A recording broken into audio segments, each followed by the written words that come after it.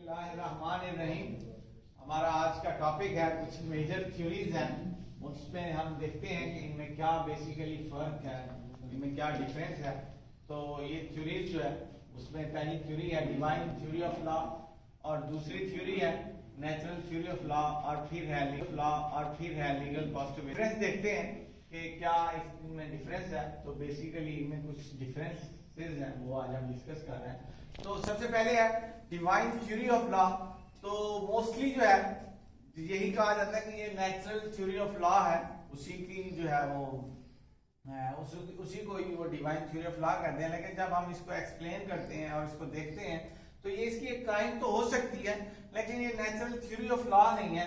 तो अब हम देखते हैं कि डिवाइन थ्योरी ऑफ लॉ जो है ये एनी बॉडी ऑफ लॉ है, किसी भी शख्स का या किसी भी शख्स का जो लॉ है वो डिवाइन थ्योरी ऑफ लॉ कहलाता है, जो कि परसीव्ड है एक ट्रांसेंडेंट सोर्सेज से जो ड्राइव किए गए हैं। ट्रांसेंडेंट सोर्सेज उसमें जो है उन्होंने कहा कि विल ऑफ गॉड है, उसकी एग्जांपल के ये यहाँ वहां से जो है हासिल किया गया।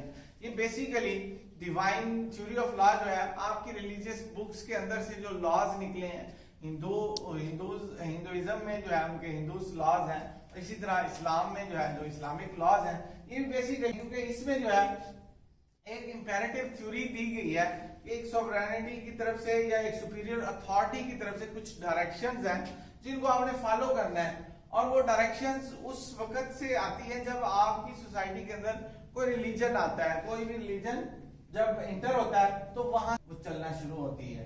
तो इसकी बेस हम ऐसे भी कह सकते हैं हमारी जो रिलीजियस बुक्स है या हॉली बुक है उसके अंदर जो डायरेक्शन दी गई हैं वो basically divine theory of law क्यों ही रिप्रेजेंट कर रही है कि उसको बनाया तो किसी ने नहीं है, लेकिन ये विल ऑफ गॉड के मुताबिक जो है डायरेक्शन दी गई है कि उनके अल्लाह ताला के अहकामात हैं, गॉड के अहकामात हैं, जिनको जो है हमने अपनी सोसाइटी के अंदर जो है उसको फॉलो करना है और इसको फॉलो करना भी कंपल्सरी कहा गया।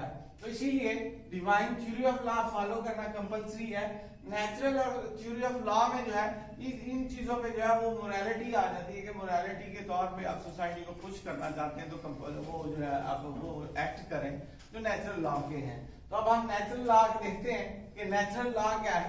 तो नेचुरल थ्योरी ऑफ लॉ उन्होंने कहा कि ये जो है थ्योरी ये बेसिकली यूनिवर्सल थ्योरी है कि ये पूरी दुनिया में है और उस वक्त से है जब से ये जो सोसाइटीज डेवलप हुई हैं, कुछ लोग आके रहना शुरू हुए और उन्होंने एक दूसरे को काम काज जो है तकसीम कर दिए, तो यहाँ से जो है ये थ्योरी जो है चलना शुरू हो गई। इसमें रिलीजन या रिलीजियस बुक्स का कोई असर नहीं है, इसमें उस सोसाइटी के जो है मॉरल्स का जो है असर है कि हमने किसी को खुश करने के लिए, सोसाइटी को खुश करने के लिए कोई अच्छे अच्छे काम करते हैं, कोई रोडें अच्छी बना देते हैं, रास्ते अच्छे बना देते हैं। तो ये basically natural theory of law है और ये उस वक्त फंक्शनिंग करती है जब ना रिलीजियस डायरेक्शंस होंगी ना मैन मेड लॉज होंगे।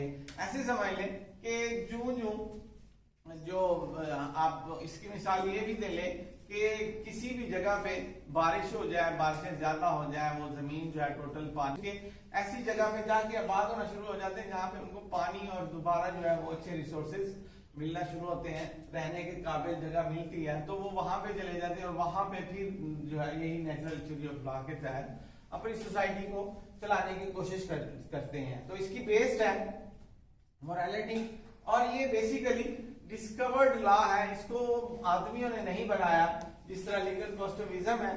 तो ये मैन मेड लॉ नहीं है, ये जब से सोसाइटी डेवलप हुई हैं, लोग आपस में रहना शुरू हुए हैं, तो उन्होंने एक दूसरे का ख्याल रखा और वो मोरालिटी की बेस पे ख्याल रख के उनको काम काज दिए और उनको जो है अनाज दाना दिया। तो ये भी आती है।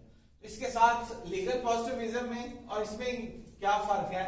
तो लीगल पॉजिटिविज्म वो है लॉ है जो इंसानों ने बनाया, मैन मेड लॉ कहलाता है। ये अप्रोच टू लॉ है कि मैन ने कानून तक जो अपनी रसाई जब शुरू की तो वहां से एक लीगल पॉजिटिविज्म का कंसेप्ट सामने आया कि उन्होंने देखा कि हम सोसाइटी में अपने रूल्स एंड रेगुलेशंस भी बना सकते हैं और इससे मजीद सोसाइटी में डेवलपमेंट दे सकते हैं। तो इन्होंने वही नेचुरल थ्योरी ऑफ लॉ को रिजेक्ट किया और अपने कानून जो है उस सोसाइटी के अंदर जो है वो देना शुरू किए। तो ये कानून आप सोसाइटी के अंदर किसी भी वक्त दे सकते हैं और किसी भी वक्त खत्म कर सकते हैं, लेकिन नेचुरल थ्योरी ऑफ लॉ जो है वो उसने जो है वो कुछ अरसे के लिए मैन मेड लॉ की मौजूदगी में तो खत्म हो सकती है। जो ही कोई लॉज वहां से खत्म होंगे मैन मेड लॉज, तो वही नेचुरल लॉज जो है वो उसके अंदर चलना शुरू हो जाएंगे। तो ये जो है ये मुस्तकिल चलने वाले हैं और ये जो है किसी भी टाइम सोसाइटी जो है उन्हीं कानून के ऊपर नया लॉज बना सकती है। तो ये basically study and analysis of law है, जिसको लीगल पॉजिटिविज्म का नाम दिया गया। हम लॉ के ऊपर स्टडी भी करते हैं और उसका एनालिसिस करके सोसाइटी के ऊपर इन्फोर्स भी करते हैं और उसके ऊपर आप लॉजिकल डिसीजंस भी देते हैं कि हर चीज का जो है वो आपने जो फैसला है वो आपने एक लॉजिक के जरिए से देना है। तो ये बेसिकली लीगल पॉजिटिविज्म एक लॉजिकल डिसीजन देने का नाम भी है कि आप सोसाइटी के अंदर अच्छे से अच्छे फैसले देते हैं जिससे सोसाइटी मजीद खुश होके उसके अपने लीगल सिस्टम के ऊपर जो है इत्मीनान करना शुरू होती है। तो इसमें मॉरल जजमेंट्स भी हैं, जो आपने किसी भी फैसले में मोरालिटी को देखना है और सोसाइटी के ऊपर उसका इफेक्ट भी देखना है कि इससे जो है सोसाइटी के ऊपर क्या असर जो है वो पड़ता है। तो इन चीजों को सामने रख के जो कानून बनाया जाए वो बेसिकली लीगल पॉजिटिविज्म है। तो इस तरह की जो है स्टडीज का या एनालिसिस का ना नेचुरल लॉ में कोई कंसेप्ट है ना डिवाइन थ्योरी ऑफ लॉ में कंसेप्ट है। तो ये खुद ब खुद आई है, सिर्फ रिकॉग्नाइज हुई हैं और डिस्कवर्ड हुई हैं और ये रिलीजियस बुक से हमने कानून लिया है डिवाइन थ्योरी ऑफ लॉ। तो ये लॉ जो है लीगल पॉजिटिविज्म है, ये मैन मेड लॉ है। तो यही इन तीनों में कुछ फर्क थे, तो आज हमने जो है उसका डिफरेंस निकाला है। तो कल इंशाल्लाह नेक्स्ट जो है टॉपिक हम